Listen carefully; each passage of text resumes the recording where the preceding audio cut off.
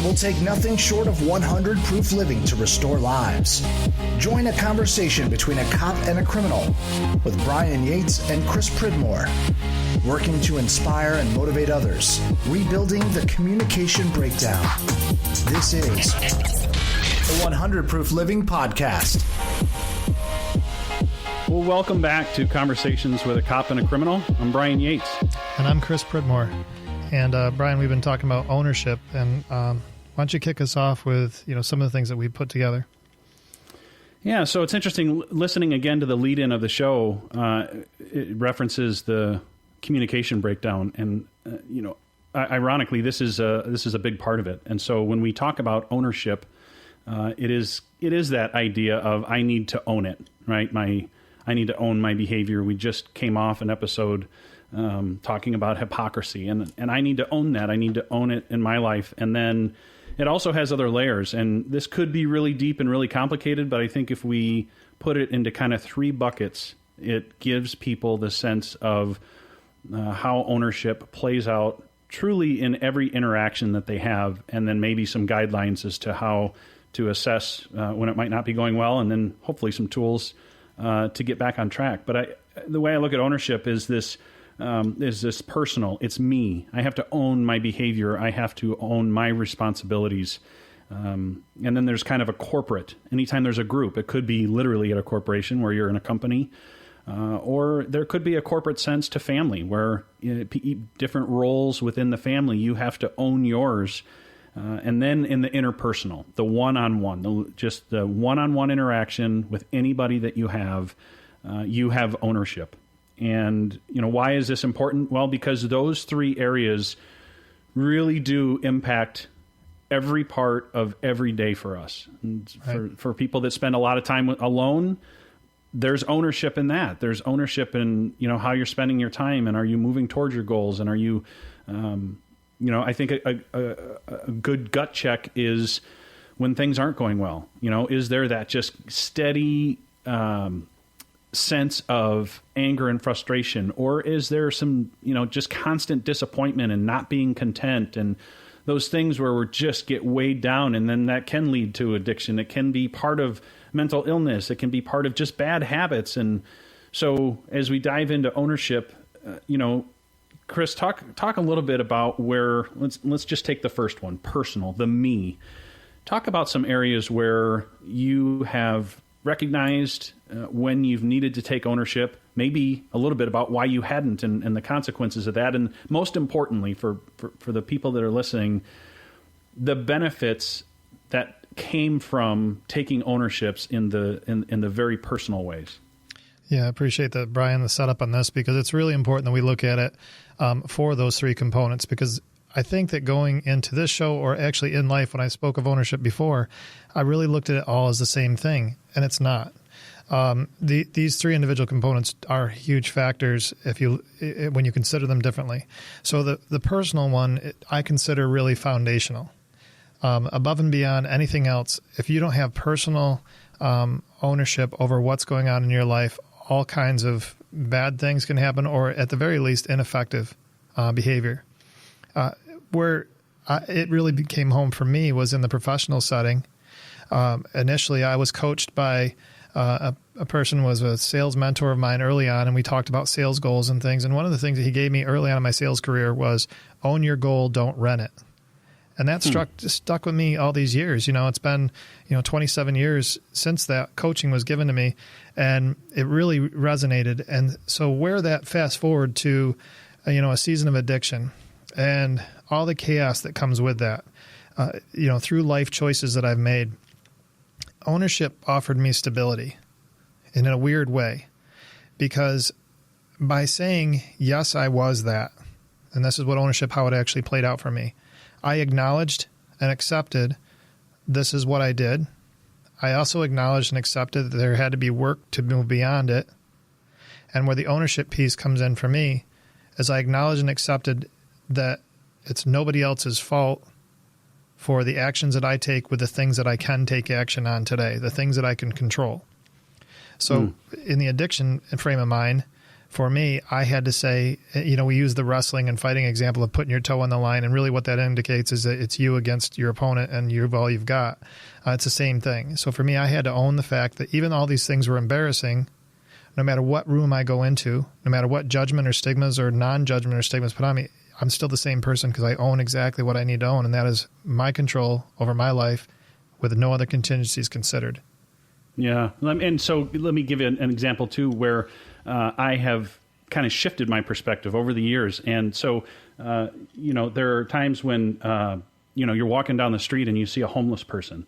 And growing up, there was this mentality of, well, I'm not giving anything to them because they're going to go spend it on drugs or booze or something. Mm-hmm. And I adopted that way of thinking. But then over time, through some learning and some change of my kind of appreciation of others, I realized that my giving is about me. What they do with it, and I'm not advocating for, facilitating someone doing unhealthy things, but in the sense that someone says, hey, do you have some change? And I give them change. At the end of the day, my truth is I gave to someone that was in need. Now, what they went and did with that, that's what they have to own. Right. So this is a real distinction in the personal side where I have to own me. And it really is about, kind of stepping up and taking responsibility for myself. And the one thing I really want to work in here, and if we can find a way to repeat this throughout, it's just so valuable because I feel like a good assessment is, are you making an excuse or are you giving an explanation?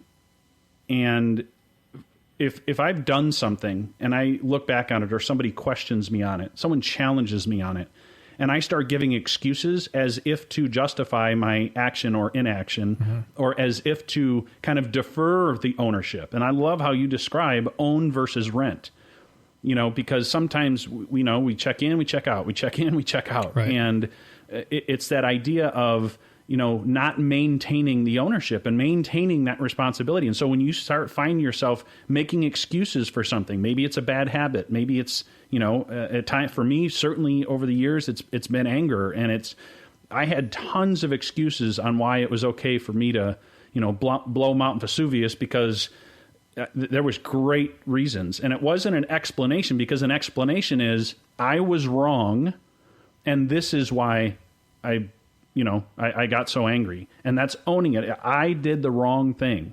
And I think there's a huge distinction there, and that's a great self-assessment for people. Well, you think about how many times you've been in your life where you've been around somebody who said, you've held somebody else accountable for something, and they come at you with 1,000 reasons why it wasn't done.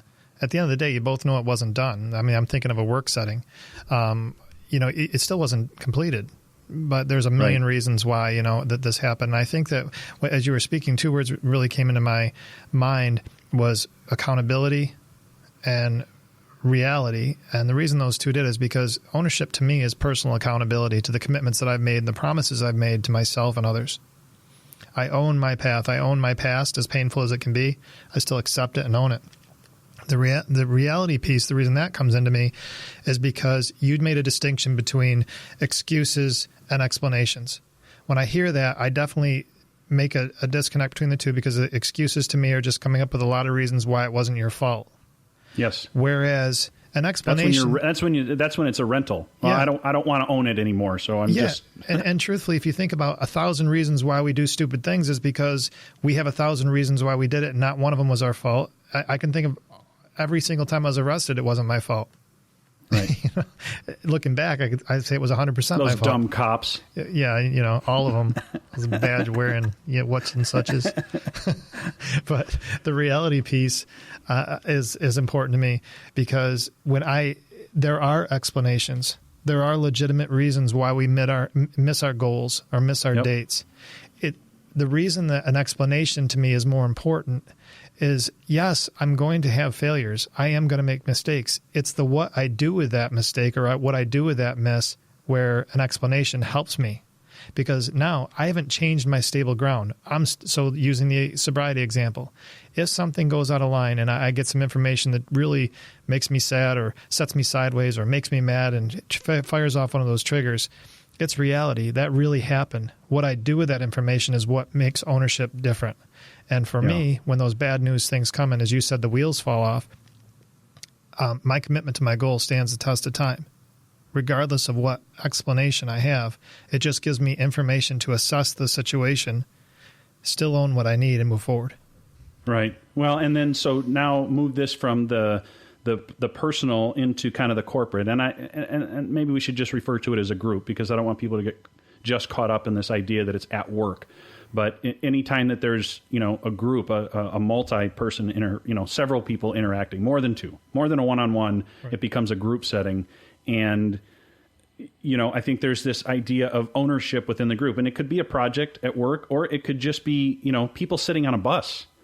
Right? They're in a collective area. There's an interaction. Maybe you're having to move around someone, or maybe you're getting off at the same stop, or maybe they missed your stop. You now have ownership within that collective group. Right. And I think you've done a lot of work in the last year or so in group settings, whether it's group counseling or consulting to businesses.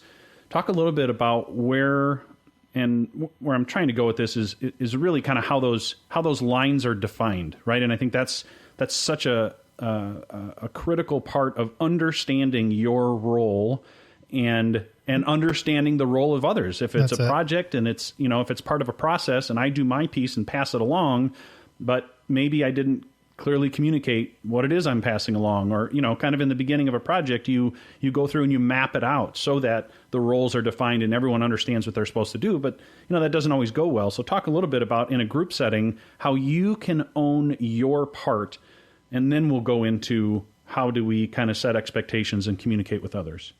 I think the transition from personal to the corporate type thing, and for me, there is going to be some transition into work, but I can think of a lot of non-for-profit groups and things like that I've spent time around. The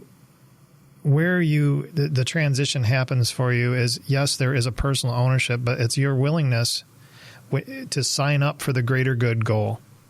So you are making choices to even participate in that larger goal. So I think that by knowing that going in, one of the things that you can avoid is when you're in that group setting, you've made the choice to get there. Nobody dragged you in there. Is when things start going sideways, your ownership is to find a way to make things move forward, not find reasons why it's going south.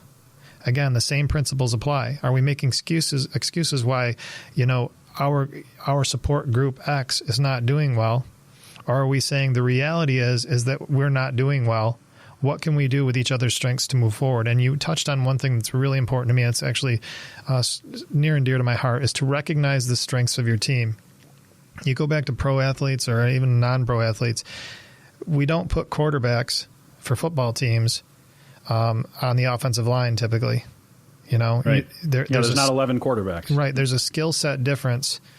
And I bring a different skill set. Actually, even our corporate setting here with you and I and what we try to do, and the people that we work with, like Scott with RockVox, and we all have a role that we play. Interchange those roles, and we probably wouldn't be as effective. But I understand what you do well. You understand what I do well. We both understand what Scott does well. And in that case, we're working together. We're all owning our role for the greater good, that corporate quote unquote good. Where I see things go sideways is when things do go sideways and everybody gets in self-preservation mode. That's not ownership. It's just preserving your good look or your good standing. That, to me, is where the wheels start to fall off. Well, and so let's talk a little bit about that, because I feel it's easier for me to kind of define personal ownership. And it goes back to the head, heart, hands model. In my head, I have a worldview, I have convictions, I have beliefs of things that will make me effective in whatever environment or activity I'm in.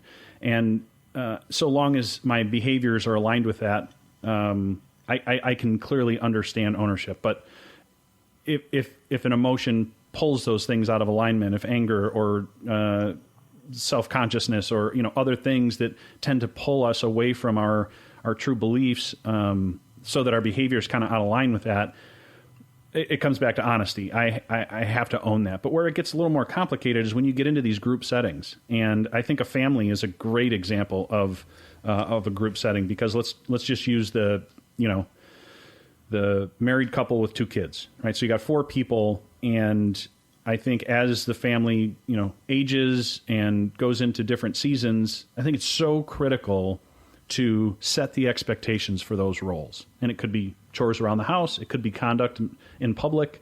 We're okay goofing around and being, weird with each other in the house, but let's make sure that we're not like that when we're in public or, whatever. But it does come down to this idea of setting the expectations. And you talked before about knowing the strengths of your team. You can't do that without communicating. True. You can't. You want the team to understand what your contribution is, and you want them to be agreeable to your role. So that if there's a consensus, Brian needs to do these things for this project, or Brian has agreed to do X to be a leader of this team, or whatever. Once there's consensus, then the accountability comes in. Because we can go back to our original agreement and say, okay, Brian, you didn't do these things that you said and we agreed you were going to do. Right. And then but it is this idea of buy-in, and you said it best. It's a willingness to contribute to the greater good.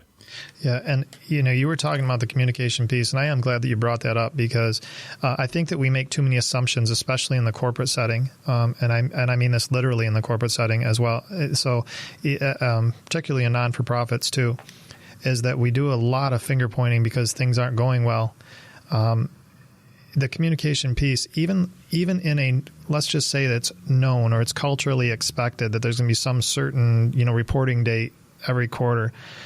I still think that there's a healthy small measure you can do to save yourself a lot of headaches and be more effective in those ownership type roles where you have a role in it, to just verify.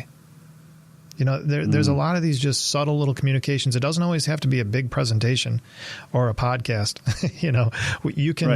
You can subtly collaborate and or not collaborate, but calibrate that things are going okay, and that you're contributing and meeting the expectations of your team while they're meeting yours, and do that subtly along the way. I think we missed that one big time. And it can be as easy as just reiterating what someone has said. So just to make sure I understand you clearly, is this what you're expecting? Or just so that I understand you clearly, is this what you said? Just that little recheck is that validation. And once you're on the same page, then accountability becomes very easy. But you have to take that first step of communicating and then setting the expectations for the roles within whatever group setting that you're in.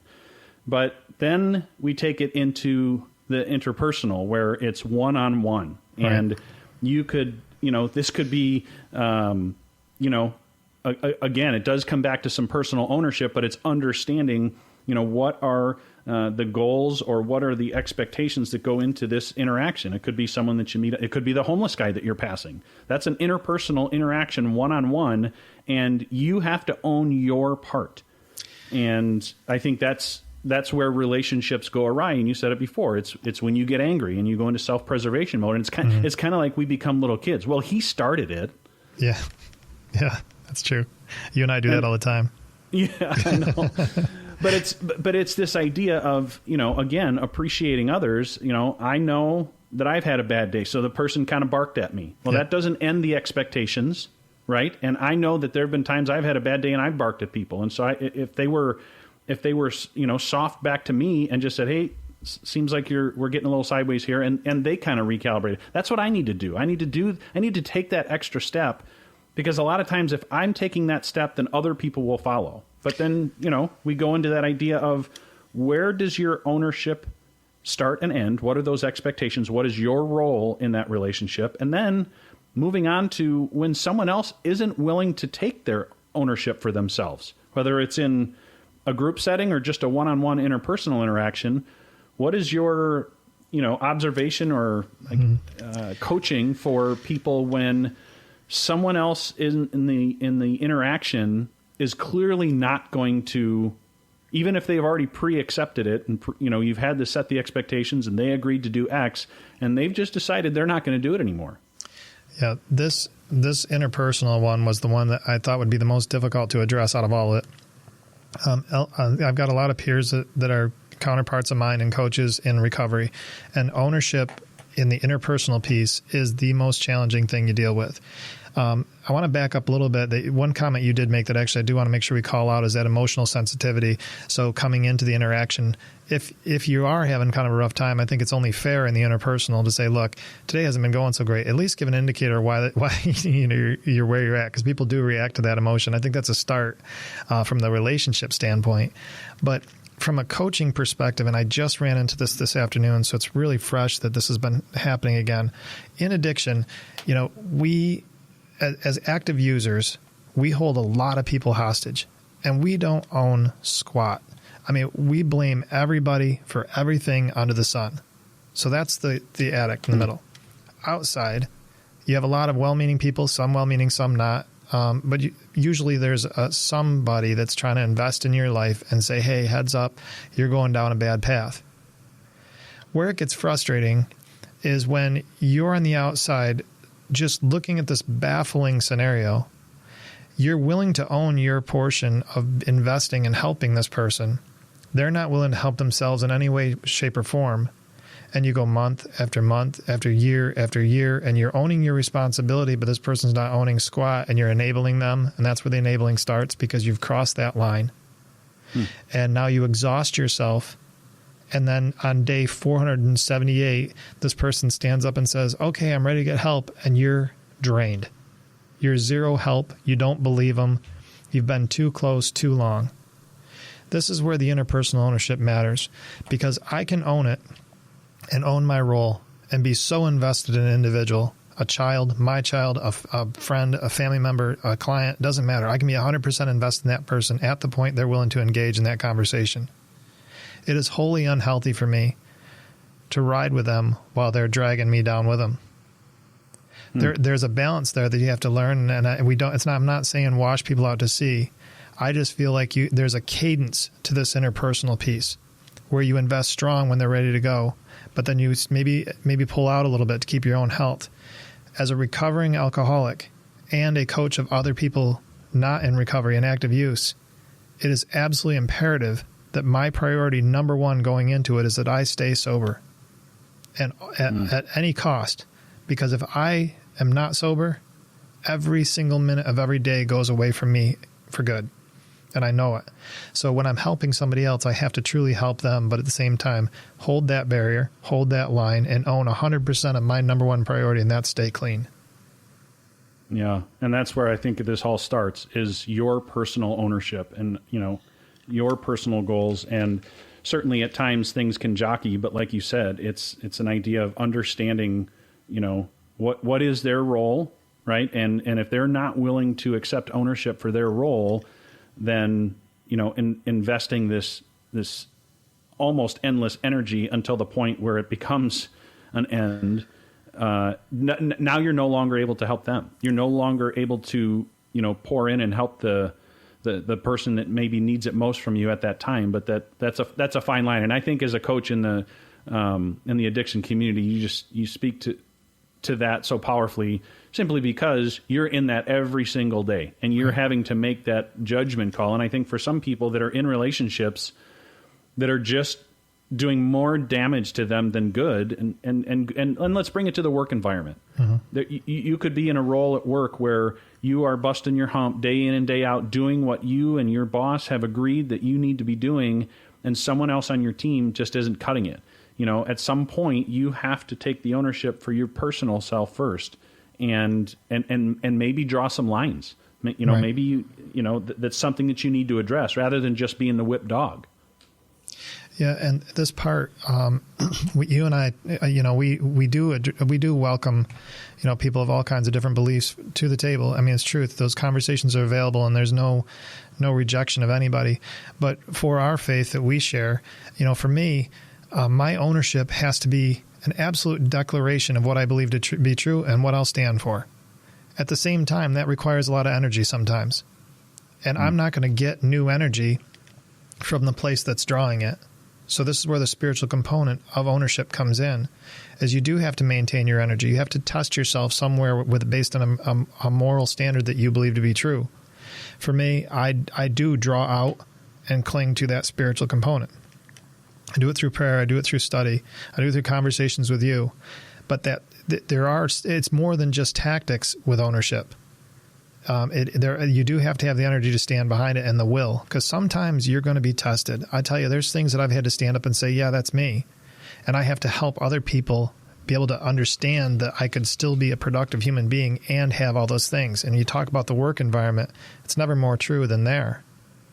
How can a convicted felon and a habitual alcoholic, in the middle of the lifespan, go back and convince somebody that all that stuff before is still there, but I just went, off the rails here for a little while. Believe me, I'm okay now.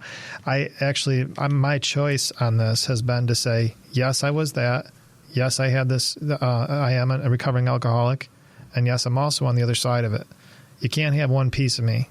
I'm the whole thing, and I think that ownership helps me in my decision making as well. Yeah, and I think it's also just the honest declaration that you make, and it doesn't always have to be outward to other people, but it's to yourself. You always continue to own that in a very responsible way, and I think that's a big part of it, is just learning that brutal honesty with yourself. It's so freeing when you start to become really honest with yourself. And so let me give you an example from law enforcement. There was a person I dealt with on a regular basis in one of my jobs, and he was a chronic meth user and dealer. He was a burglar, a lot of the other activities that are associated with that lifestyle. And I don't know if it was the maybe second or third time I had arrested him. Certainly, he'd been arrested dozens of times. But I sat in the back of a courtroom with a couple other officers that had been involved in that particular case, and he was accepting a plea deal. And so there's some optimism in my mind on how this went down, because I don't think that him saying this was going to offer him any benefit. So it did seem sincere. And whether it was sincere or not, that's on him. That's right. He has to own that. But he stood up as the judge was kind of making his judgment, and he turned around. And there was only a few of us in the courtroom, but the officers that were involved in the case were sitting in the back. And he said, guys, during this case, my defense attorney brought out basically my rap sheet again. And I saw all your names on there multiple times, and I really didn't realize what I was putting you guys through. And I just want to say I'm sorry. Right. And that was not the last time he got arrested, but I tell you what, it spoke to me. And the next time I saw him, he looked awful. And I got out with him, and I asked him how he was doing, asked him if he needed a bottle of water. And he joked. He thought he was going to run on me because he thought I was coming after him. And but again, it's that idea of I can only own my piece. Right. And maybe there's a chance that after that positive interaction with him, it certainly spoke to me, and it caused me to be honest with myself. I had really started to dismiss him. Like pretty much every time I saw him, I was looking to arrest him because I knew he was up to something bad. Right. But on the other side of it, he made that public declaration to officers, which he didn't need to make. And, right. Maybe down the road, that mentality started to grow inside of him. And, at least in that moment, he took some ownership, which was very gratifying to me. That tells me when I take ownership, it should be gratifying to other people. And therein lies ownership. It doesn't have to have a reward. It's just, it is.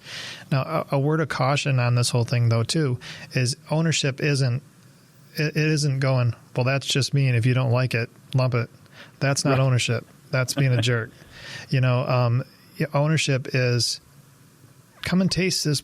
Man, I'm telling you, I signed up for this. This is working for me.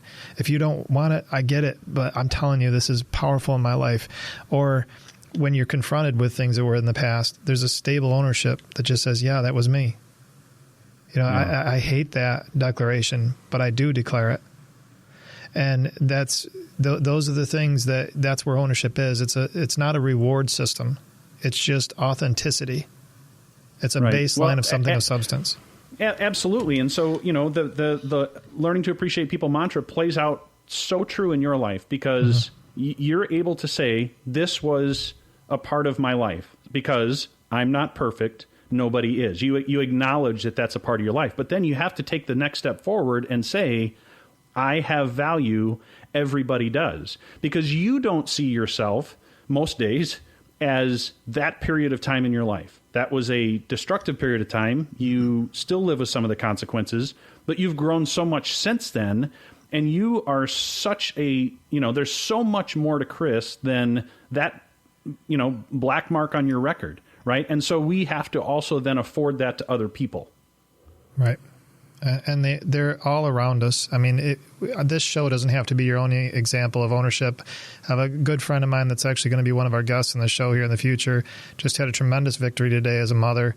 And it was ownership over her life and the work that she's put together to put her life back together. It's not just an addiction. People that are owning their lives and stepping forward are all around us.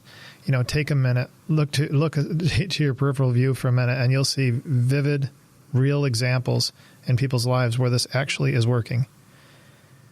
Yeah, and I can't underscore enough how freeing it has been for me. And again, sometimes people called me out, and I was full of excuses, right? Mm-hmm. You know, but to take a moment and really take some ownership, take some time to take stock of your life in that particular area where you continue to struggle, whether it's addiction or anger or weight loss or marriage, or, you know, that area where it's just a recurring thing. Take some ownership of yourself and your behaviors.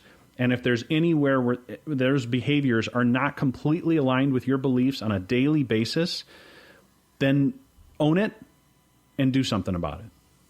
Right. And Brian, you know, you mentioned the mantra before, but I really like to kind of call it out again as we close this show. I was expressing to you earlier, you know, I'm around it all the time with you. We talk about it all the time, and I'm just shocked at how true it really does play out in your life. You know, what you and Alex had come up with. Yeah, and so let me speak to that as well.